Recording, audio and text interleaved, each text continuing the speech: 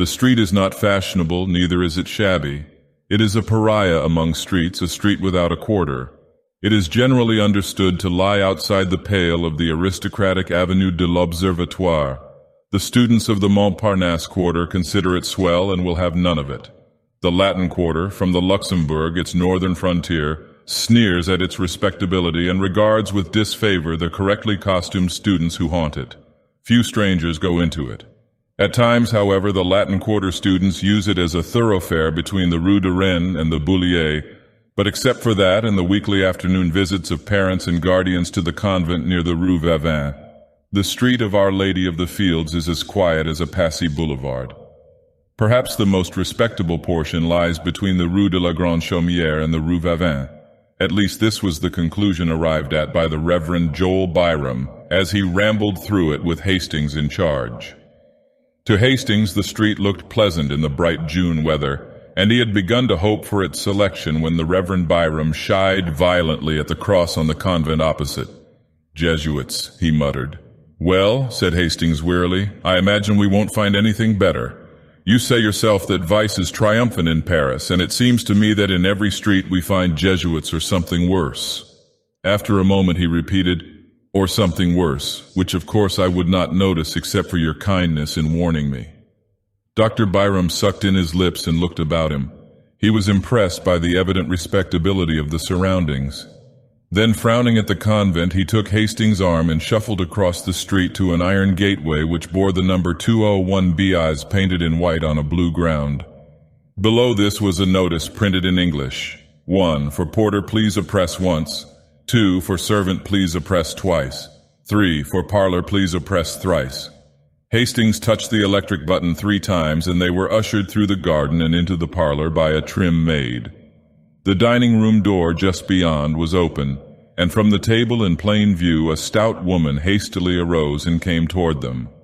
Hastings caught a glimpse of a young man with a big head and several snuffy old gentlemen at breakfast before the door closed and the stout woman waddled into the room, bringing with her an aroma of coffee and a black poodle. "It is a plaisir to you receive," she cried. "Monsieur is English? No? American? Of course, my pension at ease for Americans surtout. Here all spick Anglish, qu'est de dire, the personnel, the servants do spick, plus ou moins a little. I am happy to have you comme pensionnaires." "Madame," began Dr. Byram, but was cut short again. "Ah, yes, I know. Ah, mon Dieu, you do not speak French, but you have come to learn. My husband does speak French with the pensionnaires. We have at the moment a family Americain who learn of my husband French." Here the poodle growled at Dr. Byram and was promptly cuffed by his mistress. "Veux-tu?" she cried with a slap. "Veux-tu? Oh le vilain, oh le vilain." "Mais, madame," said Hastings, smiling, "il n'a pas l'air très féroce." The poodle fled, and his mistress cried, "Ah, the accent charming. He does speak already French like a Parisian young gentleman." Then Dr. Byram managed to get in a word or two and gathered more or less information with regard to prices. "It is a pension sérieux. My clientele is of the best, indeed a pension de famille where one is at home." Then they went upstairs to examine Hastings's future quarters, test the bed springs, and arrange for the weekly towel allowance. Dr. Byram appeared satisfied. Madame Marotte accompanied them to the door and rang for the maid, but as Hastings stepped out into the gravel walk, his guide and mentor paused a moment and fixed Madame with his watery eyes. "You understand," he said, "that he is a youth of most careful bringing up, and his character and morals are without a stain. He is young and has never been abroad, never even seen a large city, and his parents have requested me, as an old family friend living in Paris, to see that he is placed under good influences. He is to study art, but on no account would his parents wish him to live in the Latin quarter if they knew of the immorality which is rife there." A sound like the click of a latch interrupted him, and he raised his eyes, but not in time to see the maid slap the big-headed young man behind the parlor door. Madame coughed, cast a deadly glance behind her, and then beamed on Dr. Byram. "It is well that he come here. The pension more serious, il n'en existe pas, it is not any," she announced with conviction. So as there was nothing more to add, Dr. Byram joined Hastings at the gate. "I trust," he said, eyeing the convent, "that you will make no acquaintances among Jesuits." Hastings looked at the convent until a pretty girl passed before the gray facade, and then he looked at her. A young fellow with a paint box and canvas came swinging along, stopped before the pretty girl, said something during a brief but vigorous handshake at which they both laughed, and he went his way calling back, "A domain Valentine," as in the same breath she cried, "A domain." Valentine, thought Hastings, what a quaint name. And he started to follow the Reverend Joel Byram, who was shuffling towards the nearest tramway station. "And you are pleased with Paris, Monsieur Astang?" demanded Madame Marotte the next morning as Hastings came into the breakfast room of the pension, rosy from his plunge in the limited bath above. "I'm sure I shall like it," he replied, wondering at his own depression of spirits. The maid brought him coffee and rolls. He returned the vacant glance of the big-headed young man and acknowledged diffidently the salutes of the snuffy old gentleman. He did not try to finish his coffee and sat crumbling a roll, unconscious of the sympathetic glances of Madame Marotte, who had tact enough not to bother him. Presently a maid entered with a tray on which were balanced 2 bowls of chocolate, and the snuffy old gentleman leered at her ankles. The maid deposited the chocolate at a table near the window and smiled at Hastings.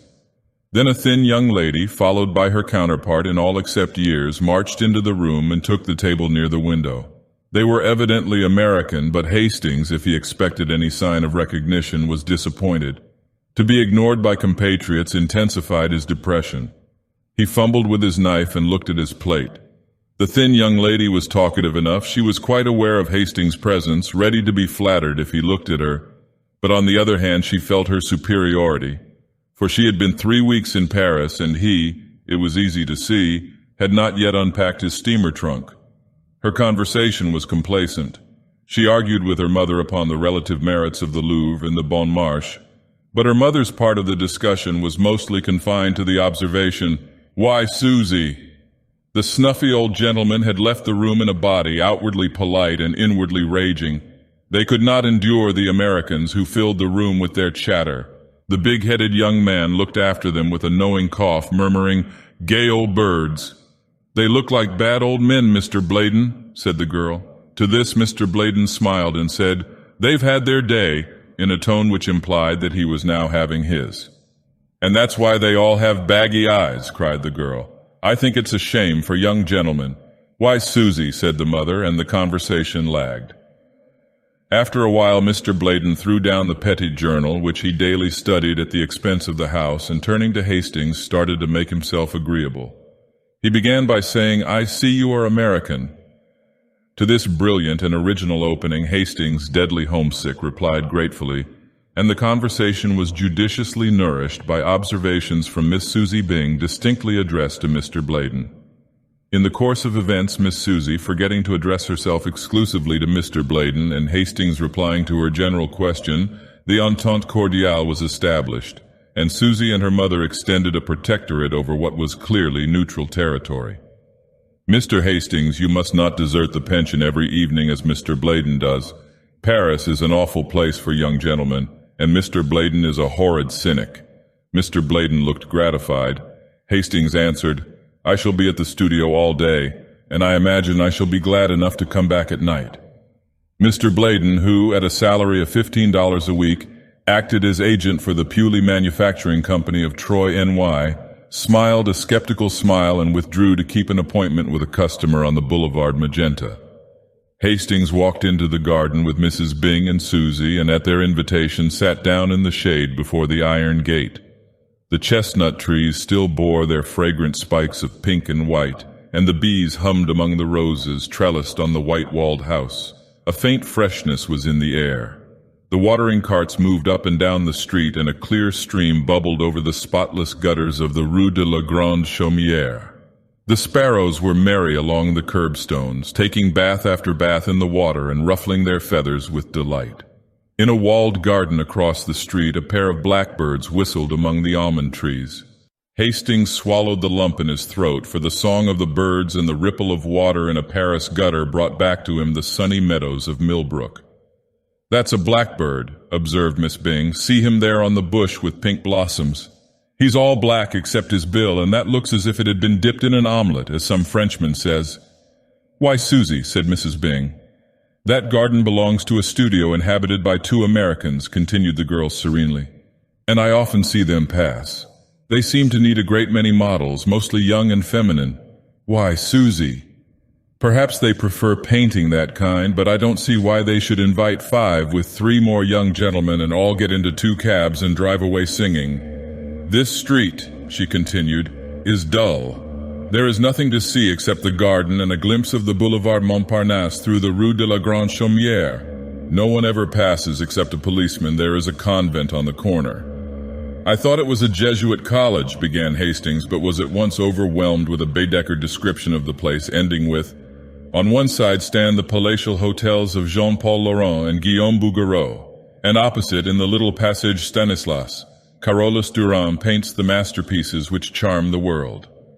The blackbird burst into a ripple of golden throaty notes, and from some distant green spot in the city an unknown wild bird answered with a frenzy of liquid trills, until the sparrows paused in their ablutions to look up with restless chirps.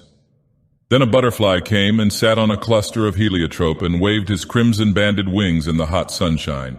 Hastings knew him for a friend, and before his eyes there came a vision of tall mulleins and scented milkweed alive with painted wings, a vision of a white house and woodbine-covered piazza, a glimpse of a man reading and a woman leaning over the pansy bed, and his heart was full.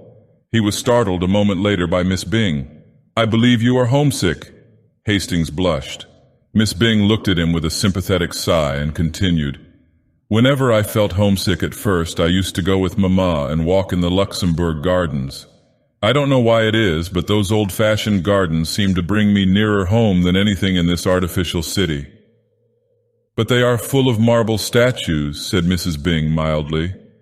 "I don't see the resemblance myself." "Where is the Luxembourg?" inquired Hastings after a silence. "Come with me to the gate," said Miss Byng. He rose and followed her, and she pointed out the Rue Vavin at the foot of the street. "You pass by the convent to the right," she smiled, and Hastings went. The Luxembourg was a blaze of flowers. He walked slowly through the long avenues of trees, past mossy marbles and old-time columns, and threading the grove by the bronze lion came upon the tree-crowned terrace above the fountain. Below lay the basin shining in the sunlight. Flowering almonds encircled the terrace, and in a greater spiral groves of chestnuts wound in and out and down among the moist thickets by the western palace wing. At one end of the avenue of trees the observatory rose, its white domes piled up like an eastern mosque. At the other end stood the heavy palace, with every window pane ablaze in the fierce sun of June. Around the fountain, children and white-capped nurses armed with bamboo poles were pushing toy boats whose sails hung limp in the sunshine. A dark policeman wearing red epaulets and a dress sword watched them for a while and then went away to remonstrate with a young man who had unchained his dog. The dog was pleasantly occupied in rubbing grass and dirt into his back while his legs waved into the air. The policeman pointed at the dog. He was speechless with indignation. "Well, Captain," smiled the young fellow. "Well, Monsieur Student," growled the policeman, "what do you come and complain to me for?" "If you don't chain him, I'll take him," shouted the policeman. "What's that to me, mon capitaine?" "What tea? Isn't that bulldog yours?" "If it was, don't you suppose I'd chain him?" The officer glared for a moment in silence, then deciding that as he was a student he was wicked, grabbed at the dog, who promptly dodged. Around and around the flower beds they raced, and when the officer came too near for comfort, the bulldog cut across a flower bed, which perhaps was not playing fair. The young man was amused, and the dog also seemed to enjoy the exercise. The policeman noticed this and decided to strike at the fountainhead of the evil. He stormed up to the student and said, "As the owner of this public nuisance, I arrest you." "But," objected the other, "I disclaim the dog." That was a poser. It was useless to attempt to catch the dog until 3 gardeners lent a hand, but then the dog simply ran away and disappeared in the Rue de Medici. The policeman shambled off to find consolation among the white-capped nurses, and the student, looking at his watch, stood up yawning. Then, catching sight of Hastings, he smiled and bowed. Hastings walked over to the marble, laughing. "Why, Clifford," he said, "I didn't recognize you." "It's my mustache," sighed the other. "I sacrificed it to humor a whim of a friend. What do you think of my dog?" "Then he is yours?" cried Hastings. "Of course, it's a pleasant change for him, this playing tag with policemen, but he is known now, and I'll have to stop it. He's gone home. He always does when the gardeners take a hand. It's a pity. He's fond of rolling on lawns." Then they chatted for a moment of Hastings' prospects, and Clifford politely offered to stand his sponsor at the studio. "You see, old Tabby, I mean Dr. Byram told me about you before I met you," explained Clifford, "and Elliot and I will be glad to do anything we can." Then looking at his watch again, he muttered, "I have just 10 minutes to catch the Versailles train, au revoir," and started to go, but catching sight of a girl advancing by the fountain, took off his hat with a confused smile. "Why are you not at Versailles?" she said, with an almost imperceptible acknowledgement of Hastings's presence. I'm going," murmured Clifford. For a moment they faced each other, and then Clifford, very red, stammered, "With your permission, I have the honor of presenting to you my friend, Monsieur Hastings." Hastings bowed low. She smiled very sweetly, but there was something of malice in the quiet inclination of her small Parisian head. "I could have wished," she said, "that Monsieur Clifford might spare me more time when he brings with him so charming an American." Must I go, Valentine?" began Clifford. "Certainly," she replied. Clifford took his leave with very bad grace, wincing when she added, "And give my dearest love to Cécile." As he disappeared in the Rue d'Assas, the girl turned as if to go, but then suddenly remembering Hastings, looked at him and shook her head. "Monsieur Clifford is so perfectly harebrained," she smiled. "It is embarrassing sometimes. You have heard, of course, all about his success at the Salon." He looked puzzled, and she noticed it. "You have been to the Salon, of course?" "Why, no," he answered. "I only arrived in Paris 3 days ago." She seemed to pay little heed to his explanation, but continued, "Nobody imagined he had the energy to do anything good, but on varnishing day the Salon was astonished by the entrance of Monsieur Clifford, who strolled about as bland as you please with an orchid in his buttonhole and a beautiful picture on the line." She smiled to herself at the reminiscence and looked at the fountain. "Monsieur Bouguereau told me that Monsieur Julien was so astonished that he only shook hands with Monsieur Clifford in a dazed manner and actually forgot to pat him on the back. Fancy," she continued with much merriment, "fancy Papa Julian forgetting to pat one on the back." Hastings, wondering at her acquaintance with the great Bouguereau, looked at her with respect. "May I ask," he said diffidently, "whether you are a pupil of Bouguereau?" "I?" she said in some surprise. Then she looked at him curiously. Was he permitting himself the liberty of joking on such short acquaintance? His pleasant, serious face questioned hers. "Tiens," she thought, "what a droll man." "You surely study art," he said. She leaned back on the crooked stick of her parasol and looked at him. "Why do you think so?" "Because you speak as if you did." "You are making fun of me," she said, "and it is not good taste." She stopped, confused, as he colored to the roots of his hair. "How long have you been in Paris?" she said at length. 3 days, he replied gravely, but surely you are not a nouveau. You speak French too well." Then after a pause, "Really, are you a nouveau?" "I am," he said. She sat down on the marble bench lately occupied by Clifford, and tilting her parasol over her small head, looked at him. "I don't believe it." He felt the compliment, and for a moment hesitated to declare himself one of the despised. Then, mustering up his courage, he told her how new and green he was, and all with a frankness which made her blue eyes open very wide and her lips part in the sweetest of smiles. "You have never seen a studio?" "Never." "Nor a model?" "No." "How funny," she said solemnly. Then they both laughed. "And you," he said, "have seen studios?" "Hundreds." "And models?" "Millions." "And you know Bouguereau?" "Yes, and Henner and Constant and Lawrence and Puvis de Chavannes and Dagnon and Courtois and all the rest of them. And yet you say you are not an artist." "Pardon," she said gravely, "did I say I was not? Won't you tell me?" He hesitated. At first she looked at him, shaking her head and smiling. Then of a sudden her eyes fell and she began tracing figures with her parasol in the gravel at her feet.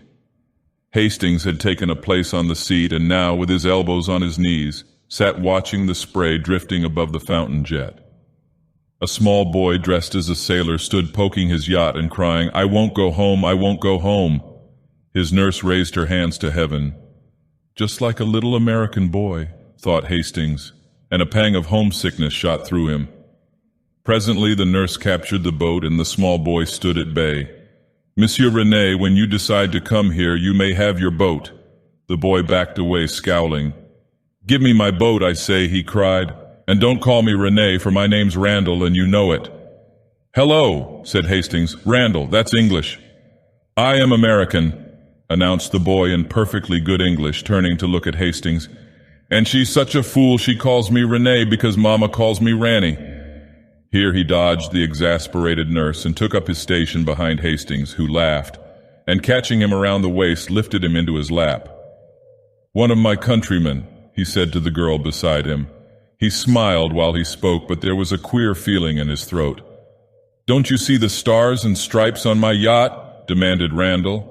Sure enough, the American colors hung limply under the nurse's arm.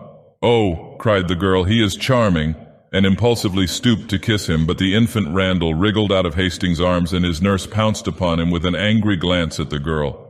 She reddened and then bit her lips as the nurse, with eyes still fixed on her, dragged the child away and ostentatiously wiped his lips with her handkerchief. Then she stole a look at Hastings and bit her lip again. "What an ill-tempered woman," he said.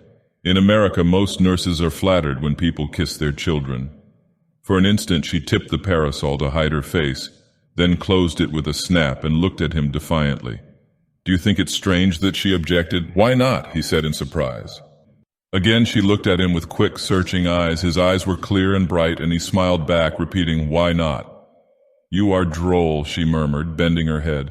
"Why?" But she made no answer and sat silent, tracing curves and circles in the dust with her parasol. After a while he said, "I am glad to see that young people have so much liberty here. I understood that the French were not at all like us. You know, in America, or at least where I live in Millbrook, girls have every liberty, go out alone and receive their friends alone, and I was afraid I should miss it here. But I see how it is now, and I am glad I was mistaken." She raised her eyes to his and kept them there. He continued pleasantly, "Since I have sat here, I have seen a lot of pretty girls walking alone on the terrace there. And then you are alone too. Tell me, for I do not know French customs, do you have the liberty of going to the theater without a chaperone?" For a long time she studied his face, and then with a trembling smile said, "Why do you ask me?" "Because you must know, of course," he said gaily. "Yes," she replied indifferently, "I know." He waited for an answer, but getting none, decided that perhaps she had misunderstood him. "I hope you don't think I mean to presume on our short acquaintance," he began. "In fact, it is very odd, but I don't know your name. When Mr. Clifford presented me, he only mentioned mine. Is that the custom in France?" "It is the custom in the Latin Quarter," she said with a queer light in her eyes. Then suddenly she began talking almost feverishly. "You must know, Monsieur Hastings, that we are all en puissant gêne here in the Latin Quarter. We are very bohemian, and etiquette and ceremony are out of place. It was for that Monsieur Clifford presented you to me with small ceremony, and left us together with less. Only for that. And I am his friend, and I have many friends in the Latin Quarter, and we all know each other very well, and I am not studying art, but what?" he said, bewildered. "I shall not tell you. It is a secret," she said with an uncertain smile. On both cheeks a pink spot was burning, and her eyes were very bright. Then in a moment her face fell. "Do you know Monsieur Clifford very intimately?" "Not very." After a while she turned to him, grave and a little pale. "My name is Valentine Tussaud. Might I ask a service of you on such very short acquaintance?"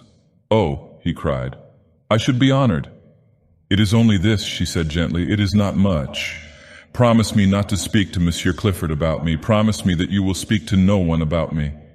"I promise," he said, greatly puzzled. She laughed nervously. "I wish to remain a mystery. It is a caprice." "But," he began, I had hoped that you might give Monsieur Clifford permission to bring me, to present me at your house." My house," she repeated. "I mean where you live, in fact, to present me to your family." The change in the girl's face shocked him. "I beg your pardon," he cried. "I have hurt you." And as quick as a flash she understood him, because she was a woman. "My parents are dead," she said. Presently he began again very gently. "Would it displease you if I beg you to receive me? It is the custom." "I cannot," she answered. Then glancing up at him, "I am sorry, I should like to, but believe me, I cannot." He bowed seriously and looked vaguely uneasy. "It isn't because I don't wish to. I like you. You are very kind to me." Kind? He cried, surprised and puzzled. I like you, she said slowly, and we will see each other sometimes, if you will. At friends' houses. No, not at friends' houses. Where? Here, she said with defiant eyes. Why? He cried. In Paris you are much more liberal in your views than we are. She looked at him curiously. Yes, we are very bohemian. I think it is charming, he declared. You see, we shall be in the best of society, she ventured timidly with a pretty gesture toward the statues of the dead queens, ranged in stately ranks above the terrace.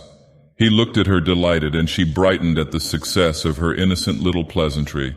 Indeed, she smiled, I shall be well chaperoned because you see we are under the protection of the gods themselves.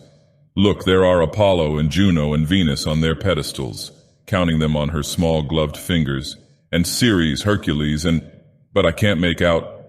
Hastings turned to look up at the winged god under whose shadow they were seated. Why, it's love, he said. There is a nouveau here, drawled Lafat, leaning around his easel and addressing his friend Bowles. There is a nouveau here who is so tender and green and appetizing that heaven help him if he should fall into a salad bowl. Hayseed? Inquired Bowles, plastering in a background with a broken palette knife and squinting at the effect with approval. Yes, Squeedunk or Oshkosh, and how he ever grew up among the daisies and escaped the cows, heaven alone knows. Bowles rubbed his thumb across the outlines of his study to throw in a little atmosphere, as he said, glared at the model, pulled at his pipe, and finding it out, struck a match on his neighbor's back to relight it. His name, continued Lafat, hurling a bit of bread at the hat rack, his name is Hastings. He is a berry. He knows no more about the world. And here Mr. Laffat's face spoke volumes for his own knowledge of that planet, than a maiden cat on its first moonlight stroll. Bowles, now having succeeded in lighting his pipe, repeated the thumb touch on the other edge of the study and said, Ah, yes, continued his friend, and would you imagine it? He seems to think that everything here goes on as it does in his D-to-D little backwoods ranch at home, talks about the pretty girls who walk alone in the street, says how sensible it is, and how French parents are misrepresented in America. Says that for his part he finds French girls, and he confessed to only knowing one, as jolly as American girls.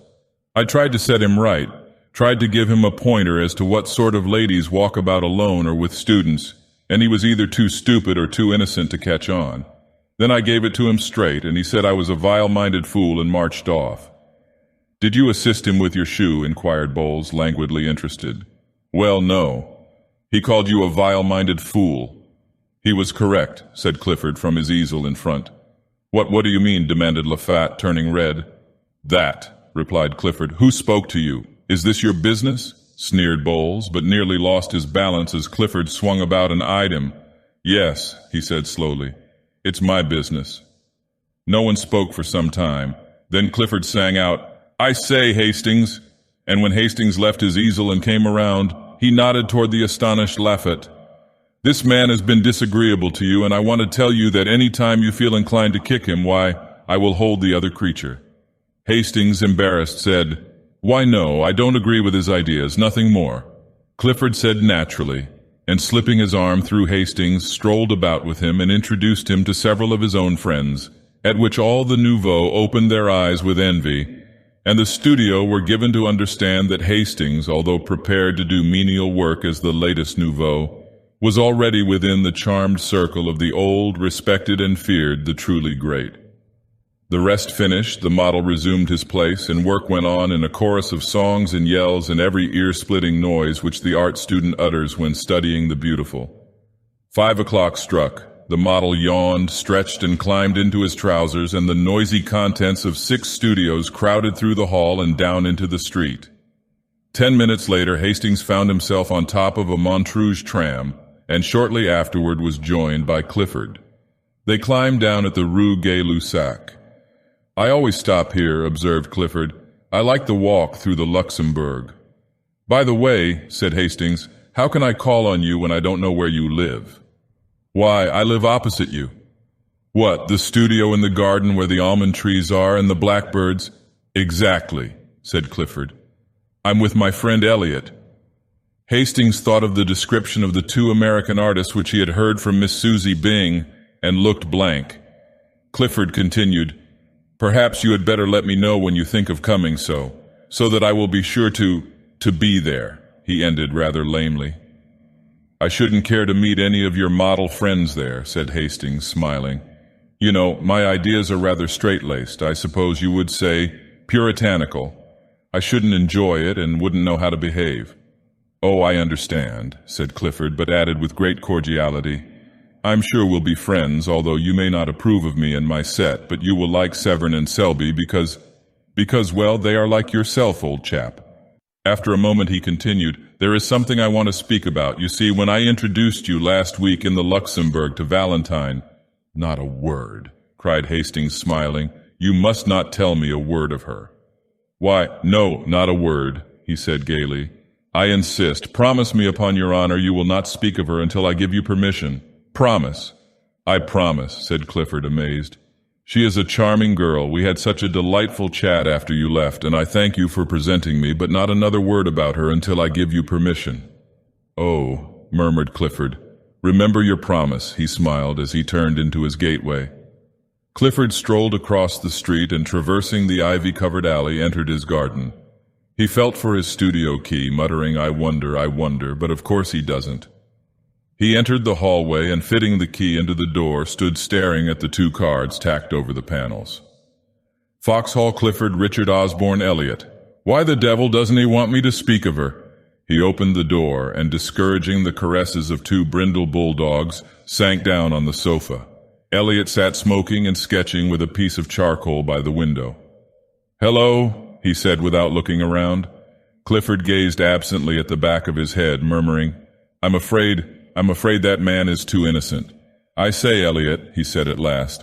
Hastings, you know the chap that old Tabby Byram came around here to tell us about, the day you had to hide Colette in the armoire? Yes, what's up? Oh, nothing, he's a brick. Yes, said Elliot without enthusiasm. Don't you think so? Demanded Clifford.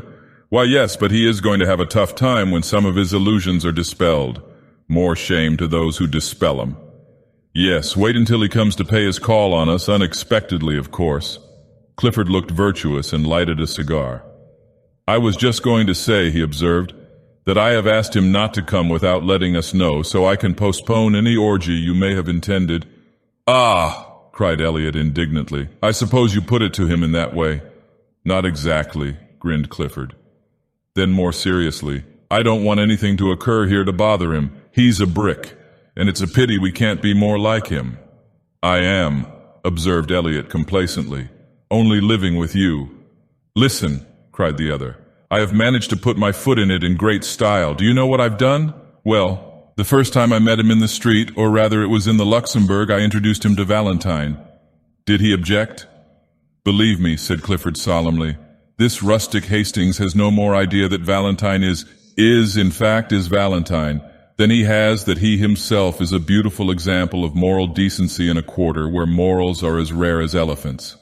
I heard enough in a conversation between that blackguard Lofett and the little immoral eruption bowls to open my eyes. I tell you, Hastings is a trump. He's a healthy, clean-minded young fellow bred in a small country village, brought up with the idea that saloons are way stations to hell. And as for women, well, demanded Elliot. Well, said Clifford, his idea of the dangerous woman is probably a painted Jezebel. Probably, replied the other. He's a trump, said Clifford, and if he swears the world is as good and pure as his own heart, I'll swear he's right. Elliot rubbed his charcoal on his file to get a point and turned to his sketch, saying, he will never hear any pessimism from Richard Osborne E. He's a lesson to me, said Clifford. Then he unfolded a small perfumed note written on rose-colored paper which had been lying on the table before him. He read it, smiled, whistled a bar or two from Miss Heliot, and sat down to answer it on his best cream-laid notepaper. When it was written and sealed, he picked up his stick and marched up and down the studio 2 or 3 times, whistling. Going out? Inquired the other without turning. Yes, he said, but lingered a moment over Elliot's shoulder, watching him pick out the lights in his sketch with a bit of bread. Tomorrow is Sunday, he observed after a moment's silence. Well, inquired Elliot, have you seen Colette? No, I will tonight. She and Roden and Jacqueline are coming to Boulogne. I suppose you and Cecile will be there. Well, no, replied Clifford. Cecile dines at home tonight, and I had an idea of going to Mignon's. Elliot looked at him with disapproval. "You can make all the arrangements for LaRoche without me," he continued, avoiding Elliot's eyes. "What are you up to now?" "Nothing," protested Clifford. "Don't tell me," replied his chum with scorn. "Fellows don't rush off to Mignon's when the set dine at Boulogne. Who is it now? But no, I won't ask that. What's the use?" Then he lifted up his voice in complaint and beat upon the table with his pipe. "What's the use of ever trying to keep track of you? What will Cécile say? Oh yes, what will she say? It's a pity you can't be constant 2 months, yes, by Jove, and the quarter is indulgent, but you abuse its good nature and mine too." Presently he arose and, jamming his hat on his head, marched to the door. "Heaven alone knows why anyone puts up with your antics, but they all do, and so do I. If I were Cécile or any of the other pretty fools after whom you have toddled and will in all human probabilities continue to toddle, I say, if I were Cécile I'd spank you. Now I'm going to Boulogne, and as usual I shall make excuses for you and arrange the affair. And I don't care a continental where you are going, but by the skull of the studio skeleton. If you don't turn up tomorrow with your sketching kit under one arm and Cécile under the other, if you don't turn up in good shape, I'm done with you, and the rest can think what they please. Good night." Clifford said good night with as pleasant a smile as he could muster, and then sat down with his eyes on the door. He took out his watch and gave Elliot 10 minutes to vanish, then rang the concierge's call, murmuring, oh dear, why the devil do I do it?" "Alfred," he said, as that gimlet-eyed person answered the call, "make yourself clean and proper, Alfred, and replace your sabots with a pair of shoes. Then put on your best hat and take this letter to the big white house in the Rue de Dragon." "There is no answer, mon petit Alfred." The concierge departed with a snort in which unwillingness for the errand and affection for Monsieur Clifford were blended. Then with great care the young fellow arrayed himself in all the beauties of his and Elliot's wardrobe. He took his time about it and occasionally interrupted his toilet to play his banjo or make pleasing diversion for the bulldogs by gambling about on all fours. "I've got 2 hours before me," he thought, and borrowed a pair of Elliot's silken footgear, with which he and the dogs played ball until he decided to put them on. Then he lighted a cigarette and inspected his dress coat. When he had emptied it of 4 handkerchiefs, a fan, and a pair of crumpled gloves as long as his arm, he decided it was not suited to add eclat to his charms and cast about in his mind for a substitute. Elliot was too thin, and anyway his coats were now under lock and key. Rowden probably was as badly off as himself. Hastings was the man. But when he threw on a smoking jacket and sauntered over to Hastings's house, he was informed that he had been gone over an hour. "Now where in the name of all that's reasonable could he have gone?" muttered Clifford, looking down the street. The maid didn't know, so he bestowed upon her a fascinating smile and lounged back to the studio. Hastings was not far away. The Luxembourg is within 5 minutes' walk of the Rue Notre-Dame-des-Champs, and there he sat under the shadow of a winged god. And there he had sat for an hour, poking holes in the dust and watching the steps which lead from the northern terrace to the fountain. The sun hung, a purple globe, above the misty hills of Meudon. Long streamers of clouds touched with rose swept low on the western sky, and the dome of the distant Invalides burned like an opal through the haze. Behind the palace, the smoke from a high chimney mounted straight into the air, purple until it crossed the sun, where it changed to a bar of smoldering fire. High above the darkening foliage of the chestnuts, the twin towers of St. Sulpice rose, an ever-deepening silhouette. A sleepy blackbird was caroling in some near thicket, and pigeons passed and repassed with the whisper of soft winds in their wings. The light on the palace windows had died away, and the dome of the Pantheon swam aglow above the northern terrace, a fiery Valhalla in the sky, while below in grim array along the terrace ranged, the marble ranks of queens looked out into the west. From the end of the long walk by the northern facade of the palace came the noise of omnibuses and the cries of the street. Hastings looked at the palace clock. 6, and as his own watch agreed with it, he fell to poking holes in the gravel again. A constant stream of people passed between the Odeon and the fountain, priests in black with silver-buckled shoes, line soldiers slouchy and rakish, neat girls without hats bearing milliners' boxes, students with black portfolios and high hats, students with berets and big canes, nervous, quick-stepping officers, symphonies in turquoise and silver, ponderous, jangling cavalrymen all over dust, pastry cook's boys skipping along with utter disregard for the safety of the basket balanced on the impish head, and then the lean outcast, the shambling Paris tramp, slouching with shoulders bent and little eye furtively scanning the ground for smokers' refuse. All these moved in a steady stream across the fountain circle and out into the city by the Odeon, whose long arcades were now beginning to flicker with gas jets. The melancholy bells of St. Sulpice struck the hour, and the clock tower of the palace lighted up. Then hurried steps sounded across the gravel, and Hastings raised his head. "How late you are," he said, but his voice was hoarse, and only his flushed face told how long had seemed the waiting. She said, "I was kept, indeed I was so much annoyed, and I may only stay a moment." She sat down beside him, casting a furtive glance over her shoulder at the god upon his pedestal. What a nuisance, that intruding Cupid still there. "Wings and arrows, too," said Hastings, unheeding her motion to be seated. "Wings," she murmured. "Oh yes, to fly away with when he's tired of his play." Of course it was a man who conceived the idea of wings, otherwise Cupid would have been insupportable. "Do you think so?" "Ma foi, it's what men think." "And women?" "Oh," she said with a toss of her small head, "I really forget what we were speaking of." "We were speaking of love," said Hastings. "I was not," said the girl. Then looking up at the marble god, "I don't care for this one at all. I don't believe he knows how to shoot his arrows. No, indeed, he is a coward. He creeps up like an assassin in the twilight. I don't approve of cowardice," she announced, and turned her back on the statue. "I think," said Hastings quietly, "that he does shoot fairly, yes, and even gives one warning." "Is it your experience, Monsieur Hastings?" He looked straight into her eyes and said, "He is warning me." "Heed the warning, then," she cried with a nervous laugh. As she spoke, she stripped off her gloves and then carefully proceeded to draw them on again. When this was accomplished, she glanced at the palace clock, saying, "Oh dear, how late it is," furled her umbrella, then unfurled it, and finally looked at him. "No," he said, "I shall not heed his warning." "Oh dear," she sighed again, "still talking about that tiresome statue." Then stealing a glance at his face, I suppose you are in love." "I don't know," he muttered. "I suppose I am." She raised her head with a quick gesture. "You seem delighted at the idea," she said, but bit her lip and trembled as his eyes met hers. Then sudden fear came over her, and she sprang up, staring into the gathering shadows. "Are you cold?" he said. But she only answered, oh dear, it is late, so late I must go, good night." She gave him her gloved hand a moment and then withdrew it with a start. "What is it?" he insisted. "Are you frightened?" She looked at him strangely. No, not frightened. You are very good to me."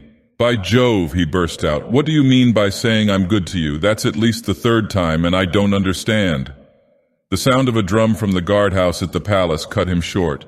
"Listen," she whispered, "they are going to close. It's late, oh so late." The rolling of the drum came nearer and nearer, and then the silhouette of the drummer cut the sky above the eastern terrace. The fading light lingered a moment on his belt and bayonet. Then he passed into the shadows, drumming the echoes awake. The roll became fainter along the eastern terrace, then grew and rattled with increasing sharpness when he passed the avenue by the Bronze Lion and turned down the western terrace walk.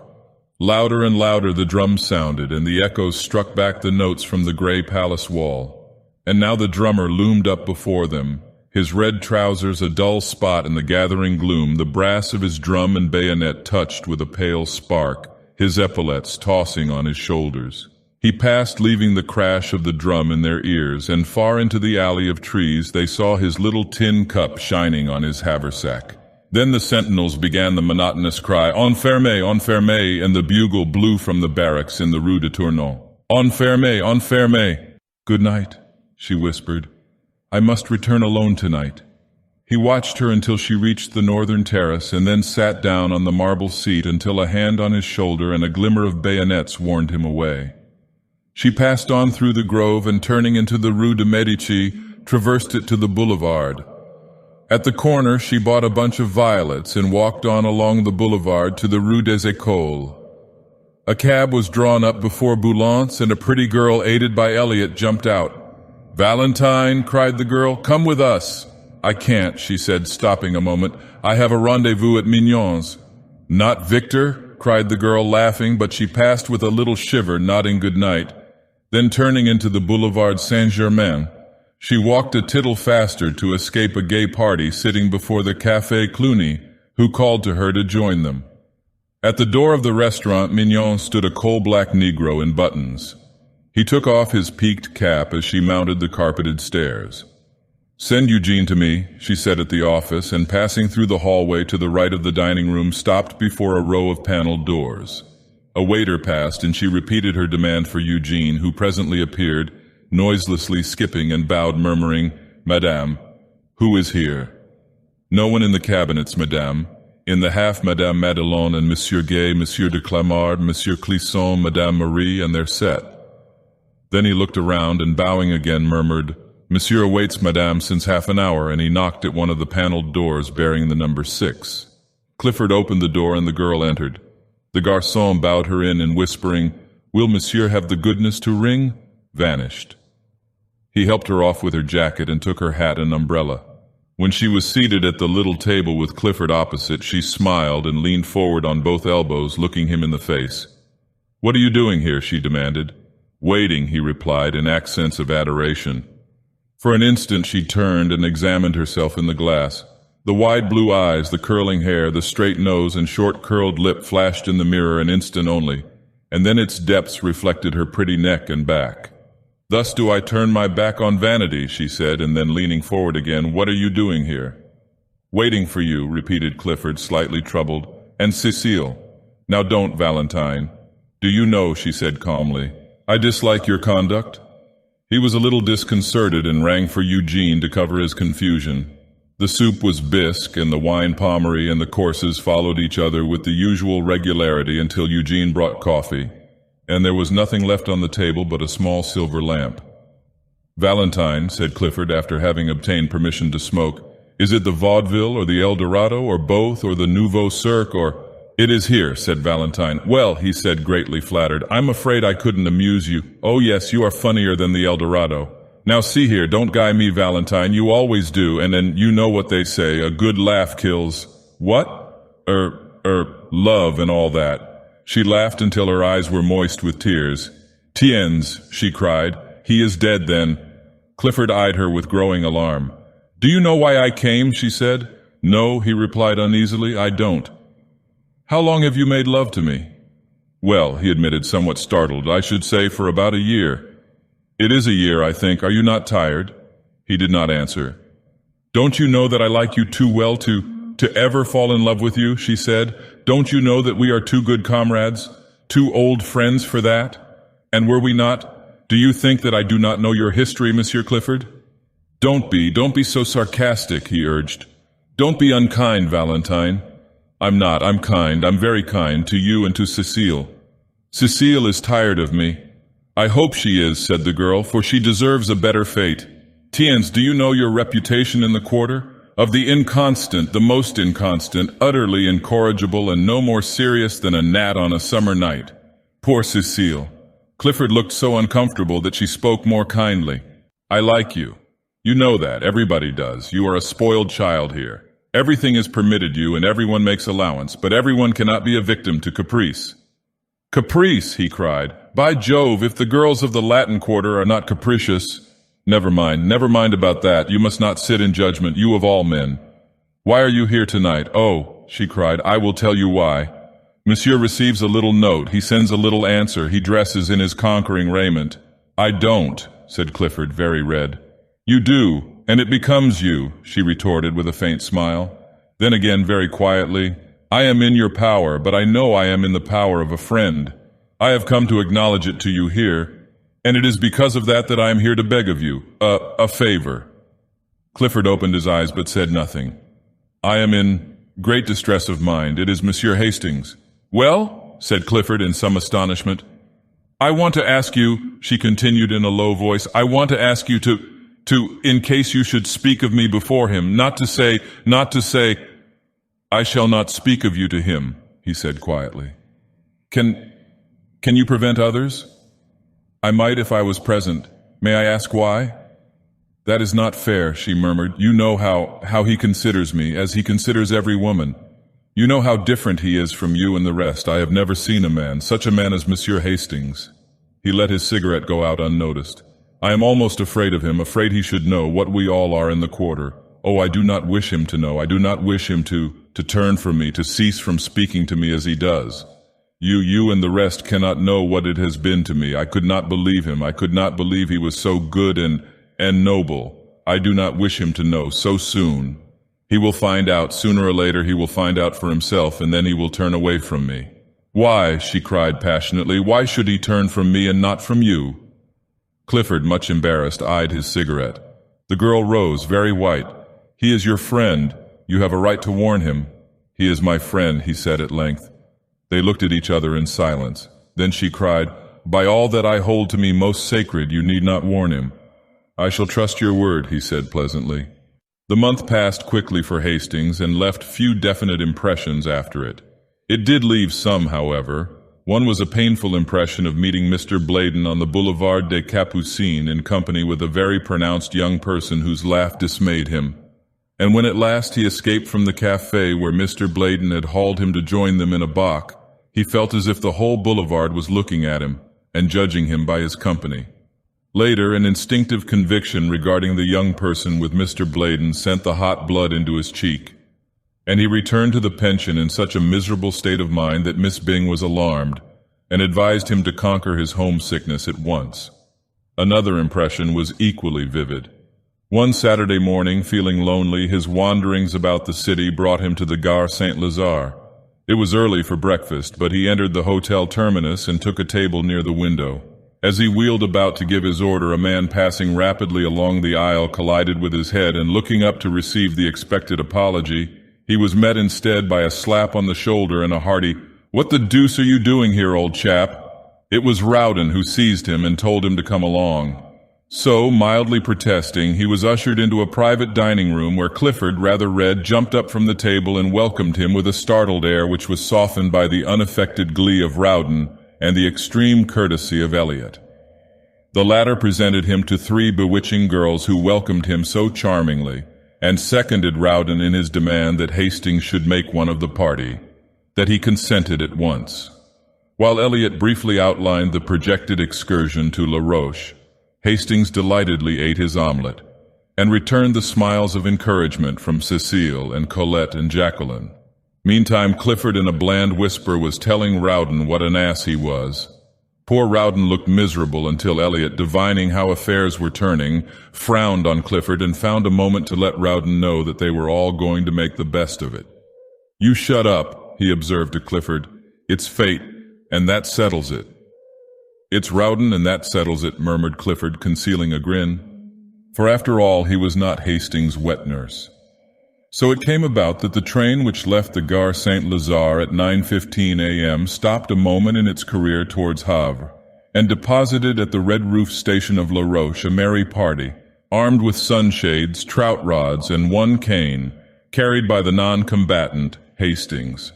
Then, when they had established their camp in a grove of sycamores which bordered the little river Epte, Clifford, the acknowledged master of all that pertained to sportsmanship, took command. "You, Rowden," he said, "divide your flies with Elliot and keep an eye on him, or else he'll be trying to put on a float and sinker. Prevent him by force from grubbing about for worms." Elliot protested, but was forced to smile in the general laugh. "You make me ill," he asserted. "Do you think this is my first trout?" "I shall be delighted to see your first trout," said Clifford, and dodging a fly hook, hurled with intent to hit, proceeded to sort and equip 3 slender rods destined to bring joy and fish to Cecile, Colette, and Jacqueline. With perfect gravity, he ornamented each line with 4 split shot, a small hook, and a brilliant quill float. "I shall never touch the worms," announced Cecile with a shudder. Jacqueline and Colette hastened to sustain her, and Hastings pleasantly offered to act in the capacity of general baiter and taker off of fish. But Cecile, doubtless fascinated by the gaudy flies in Clifford's book, decided to accept lessons from him in the true art and presently disappeared up the Epte with Clifford in tow. Elliot looked doubtfully at Colette. "I prefer gudgeons," said that damsel with decision, "and you and Monsieur Rowden may go away when you please. May they not, Jacqueline?" "Certainly," responded Jacqueline. Elliot, undecided, examined his rod and reel. "You've got your reel on wrong side up," observed Rowden. Elliot wavered and stole a glance at Colette. I have almost decided to, not to flip the flies about just now," he began. "There's the pole that Cecile left." "Don't call it a pole," corrected Roden. "Rod, then," continued Elliot, and started off in the wake of the two girls, but was promptly collared by Roden. "No, you don't. Fancy a man fishing with a float and sinker when he has a fly rod in his hand. You come along." Where the placid little Epte flows down between its thickets to the Seine, a grassy bank shadows the haunt of the gudgeon, and on this bank sat Colette and Jacqueline and chattered and laughed and watched the swerving of the scarlet quills, while Hastings, his hat over his eyes, his head on a bank of moss, listened to their soft voices and gallantly unhooked the small and indignant gudgeon when a flash of a rod and a half-suppressed scream announced a catch. The sunlight filtered through the leafy thickets, awaking to song the forest birds. Magpies in spotless black and white flirted past, alighting nearby with a hop and bound and twitch of the tail. Blue and white jays with rosy breasts shrieked through the trees, and a low-sailing hawk wheeled among the fields of ripening wheat, putting to flight flocks of twittering hedge birds. Across the Seine a gull dropped on the water like a plume. The air was pure and still. Scarcely a leaf moved. Sounds from a distant farm came faintly, the shrill cock-crow and dull baying. Now and then a steam tug with big raking smoke pipe bearing the name Guape 27 plowed up the river, dragging its interminable train of barges, or a sailboat dropped down with the current toward sleepy Rouen. A faint fresh odor of earth and water hung in the air, and through the sunlight orange-tipped butterflies danced above the marsh grass. Soft, velvety butterflies flapped through the mossy woods. Hastings was thinking of Valentine. It was 2 o'clock when Elliot strolled back, and frankly admitting that he had eluded Rowden, sat down beside Colette and prepared to doze with satisfaction. "Where are your trout?" said Colette severely. "They still live," murmured Elliot, and went fast to sleep. Rowden returned shortly after, and casting a scornful glance at the slumbering one, displayed 3 crimson-flecked trout. "And that," smiled Hastings lazily, "that is the holy end to which the faithful plod. The slaughter of these small fish with a bit of silk and feather." Rowden disdained to answer him.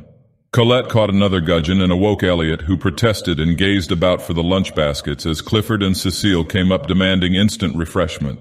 Cecile's skirts were soaked and her gloves torn, but she was happy, and Clifford, dragging out a 2-pound trout, stood still to receive the applause of the company. "Where the deuce did you get that?" demanded Elliot. Cecile, wet and enthusiastic, recounted the battle, and then Clifford eulogized her powers with the fly, and in proof produced from his creel a defunct chub, which he observed just missed being a trout. They were all very happy at luncheon, and Hastings was voted charming. He enjoyed it immensely.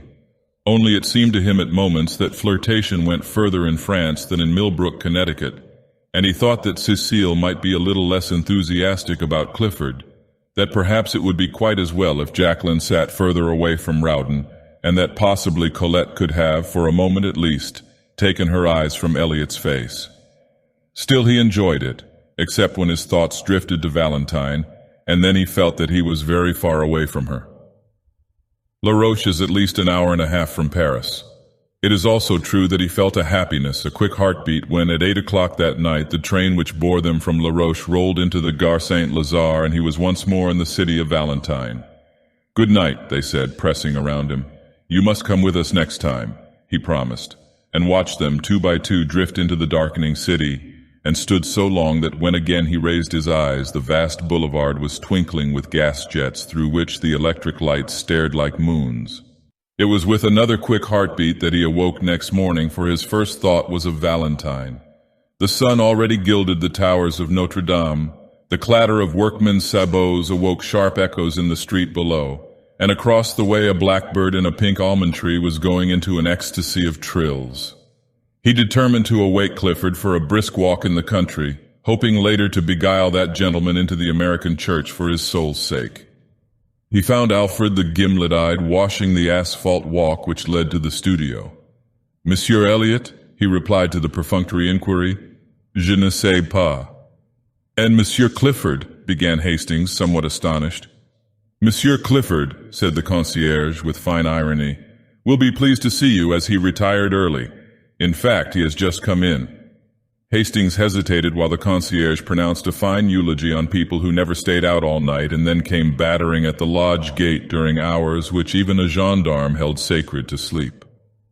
He also discoursed eloquently upon the beauties of temperance and took an ostentatious draught from the fountain in the court. "I do not think I will come in," said Hastings. "Pardon, monsieur," growled the concierge. "Perhaps it would be well to see Monsieur Clifford. He possibly needs aid. Me he drives forth with hairbrushes and boots. It is a mercy if he has not set fire to something with his candle." Hastings hesitated for an instant, but swallowing his dislike of such a mission, walked slowly through the ivy-covered alley and across the inner garden to the studio. He knocked. Perfect silence. Then he knocked again, and this time something struck the door from within with a crash. "That," said the concierge, "was a boot."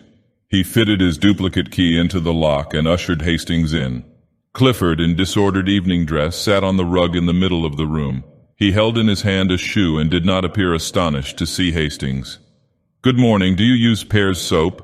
he inquired with a vague wave of his hand and a vaguer smile. Hastings's heart sank. "For heaven's sake," he said, "Clifford, go to bed. Not while that Alfred pokes his shaggy head in here and I have a shoe left." Hastings blew out the candle, picked up Clifford's hat and cane, and said with an emotion he could not conceal, "This is terrible, Clifford. I never knew you did this sort of thing." "Well, I do," said Clifford. "Where is Elliot?" "Old chap," returned Clifford, becoming maudlin. "Providence which feeds, or sparrows, and that sort of thing watcheth over the intemperate wanderer." "Where is Elliot?" But Clifford only wagged his head and waved his arm about. "He's out there. Somewhere about." Then suddenly, feeling a desire to see his missing chum, lifted up his voice and howled for him. Hastings, thoroughly shocked, sat down on the lounge without a word. Presently, after shedding several scalding tears, Clifford brightened up and rose with great precaution. "Old chap," he observed, "do you want to see miracle? Well, here goes. I'm going to begin." He paused, beaming at vacancy. Miracle," he repeated. Hastings supposed he was alluding to the miracle of his keeping his balance and said nothing. "I'm going to bed," he announced. "Poor old Clifford's going to bed, and that's her miracle." And he did, with a nice calculation of distance and equilibrium which would have wrung enthusiastic yells of applause from Elliot had he been there to assist en connoisseur. But he was not. He had not yet reached the studio. He was on his way, however, and smiled with magnificent condescension on Hastings, who half an hour later found him reclining upon a bench in the Luxembourg. He permitted himself to be aroused, dusted, and escorted to the gate. Here, however, he refused all further assistance, and bestowing a patronizing bow upon Hastings, steered a tolerably true course for the Rue Vavin. Hastings watched him out of sight and then slowly retraced his steps toward the fountain. At first he felt gloomy and depressed, but gradually the clear air of the morning lifted the pressure from his heart, and he sat down on the marble seat under the shadow of the winged god. The air was fresh and sweet with perfume from the orange flowers. Everywhere pigeons were bathing, dashing the water over their iris-hued breasts, flashing in and out of the spray or nestling almost to the neck along the polished basin. The sparrows, too, were abroad in force, soaking their dust-colored feathers in the limpid pool and chirping with might and main. Under the sycamores which surrounded the duck pond opposite the fountain of Marie de Medici, the waterfowl cropped the herbage or waddled in rows down the bank to embark on some solemn, aimless cruise. Butterflies, somewhat lame from a chilly night's repose under the lilac leaves, crawled over and over the white phlox or took a rheumatic flight toward some sun-warmed shrub. The bees were already busy among the heliotrope, and one or two gray flies with brick-colored eyes sat in a spot of sunlight beside the marble seat, or chased each other about, only to return again to the spot of sunshine and rub their forelegs, exulting. The sentries paced briskly before the painted boxes, pausing at times to look toward the guardhouse for their relief. They came at last with a shuffle of feet and click of bayonets. The word was passed. The relief fell out, and away they went, crunch, crunch, across the gravel. A mellow chime floated from the clock tower of the palace. The deep bell of St. Sulpice echoed the stroke. Hastings sat dreaming in the shadow of the god, and while he mused, somebody came and sat down beside him. At first he did not raise his head. It was only when she spoke that he sprang up. You? At this hour? I was restless, I could not sleep. Then in a low, happy voice, and you, at this hour? I slept, but the sun awoke me. I could not sleep, she said, and her eyes seemed for a moment touched with an indefinable shadow. Then smiling, I am so glad. I seemed to know you were coming. Don't laugh. I believe in dreams. Did you really dream of my being here? I think I was awake when I dreamed it, she admitted. Then for a time they were mute, acknowledging by silence the happiness of being together. And after all, their silence was eloquent, for faint smiles and glances born of their thoughts crossed and recrossed until lips moved and words were formed, which seemed almost superfluous. What they said was not very profound. Perhaps the most valuable jewel that fell from Hastings' lips bore direct reference to breakfast. I have not yet had my chocolate, she confessed, but what a material man you are. Valentine, he said impulsively, I do wish that you would, just for this once, give me the whole day, just for this once. Oh dear, she smiled, not only material but selfish. Not selfish, hungry, he said, looking at her. A cannibal too, oh dear. Will you, Valentine? But my chocolate, take it with me. But déjeuner, together at St. Cloud. But I can't, together all day long. Will you, Valentine? She was silent. Only for this once. Again that indefinable shadow fell across her eyes, and when it was gone, she sighed. Yes, together only for this once. All day, he said, doubting his happiness. All day, she smiled, and oh, I am so hungry. He laughed, enchanted. What a material young lady it is. On the Boulevard Saint-Michel there is a crèmerie painted white and blue outside and neat and clean as a whistle inside. The auburn-haired young woman who speaks French like a native and rejoices in the name of Murphy smiled at them as they entered, and tossing a fresh napkin over the zinc tête-à-tête table, whisked before them 2 cups of chocolate and a basket full of crisp, fresh croissants. The primrose-colored pats of butter, each stamped with a shamrock in relief, seemed saturated with the fragrance of Normandy pastures. How delicious, they said in the same breath, and then laughed at the coincidence. With but a single thought, he began. How absurd, she cried with cheeks all rosy. I'm thinking I'd like a croissant. So am I, he replied triumphant. That proves it. Then they had a quarrel, she accusing him of behavior unworthy of a child in arms, and he denying it and bringing counter charges, until Mademoiselle Murphy laughed in sympathy and the last croissant was eaten under a flag of truce. Then they rose, and she took his arm with a bright nod to meal. Murphy, who cried them a merry "Bonjour, madame, bonjour, monsieur," and watched them hail a passing cab and drive away. Dieu qu'il est beau, she sighed, adding after a moment, Do they be married? I don't know. Ma foi, ils ont bien l'air. The cab swung around the Rue de Medici, turned into the Rue de Vaugirard, followed it to where it crosses the Rue de Rennes, and taking that noisy thoroughfare, drew up before the Gare Montparnasse. They were just in time for a train and scampered up the stairway and out to the cars as the last note from the starting gong rang through the arched station. The guards slammed the door of their compartment. A whistle sounded, answered by a screech from the locomotive, and the long train glided from the station, faster, faster, and sped out into the morning sunshine. The summer wind blew in their faces from the open window and sent the soft hair dancing on the girl's forehead. We have the compartment to ourselves, said Hastings. She leaned against the cushioned window seat, her eyes bright and wide open, her lips parted. The wind lifted her hat and fluttered the ribbons under her chin. With a quick movement she untied them and, drawing a long hat pin from her hat, laid it down on the seat beside her. The train was flying, the color surged in her cheeks, and with each quick-drawn breath her breath rose and fell under the cluster of lilies at her throat. Trees, houses, ponds danced past, cut by a mist of telegraph poles. Faster, faster, she cried. His eyes never left her, but hers, wide open and blue as the summer sky, seemed fixed on something far ahead, something which came no nearer but fled before them as they fled. Was it the horizon, cut now by the grim fortress on the hill, now by the cross of a country chapel? Was it the summer moon, ghost-like, slipping through the vaguer blue above? Faster, faster, she cried. Her parted lips burned scarlet. The car shook and shivered, and the fields streamed by like an emerald torrent. He caught the excitement, and his face glowed. Oh, she cried, and with an unconscious movement caught his hand, drawing him to the window beside her. "Look, lean out with me." He only saw her lips move. Her voice was drowned in the roar of a trestle, but his hand closed in hers and he clung to the sill. The wind whistled in their ears. "Not so far out, Valentine, take care," he gasped. Below, through the ties of the trestle, a broad river flashed into view and out again as the train thundered along a tunnel, and away once more through the freshest of green fields. The wind roared about them. The girl was leaning far out from the window, and he caught her by the waist, crying, "Not too far!" But she only murmured, "Faster, faster, away out of the city, out of the land, faster, faster, away out of the world." "What are you saying all to yourself?" he said, but his voice was broken, and the wind whirled it back into his throat.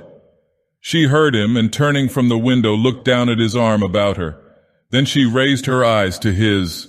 The car shook and the windows rattled. They were dashing through a forest now, and the sun swept the dewy branches with running flashes of fire. He looked into her troubled eyes. He drew her to him and kissed the half-parted lips, and she cried out a bitter, hopeless cry, "Not that! Not that!" But he held her close and strong, whispering words of honest love and passion, and when she sobbed, "Not that! Not that! I have promised! You must know I am not worthy!" In the purity of his own heart, her words were to him meaningless then, meaningless forever after. Presently her voice ceased, and her head rested on his breast. He leaned against the window, his ears swept by the furious wind, his heart in a joyous tumult. The forest was past, and the sun slipped from behind the trees, flooding the earth again with brightness. She raised her eyes and looked out into the world from the window. Then she began to speak, but her voice was faint, and he bent his head close to hers and listened. "I cannot turn from you, I am too weak. You were long ago my master, master of my heart and soul. I have broken my word to one who trusted me, but I have told you all. What matters the rest?" He smiled at her innocence, and she worshipped his. She spoke again. "Take me or cast me away, what matters it? Now with a word you can kill me, and it might be easier to die than to look upon happiness as great as mine." He took her in his arms. "Hush, what are you saying? Look out at the sunlight, the meadows and the streams. We shall be very happy in so bright a world." She turned to the sunlight. From the window the world below seemed very fair to her. Trembling with happiness, she sighed. "Is this the world? Then I have never known it." "Nor have I, God forgive me," he murmured. "Perhaps it was our gentle Lady of the Fields who forgave them both."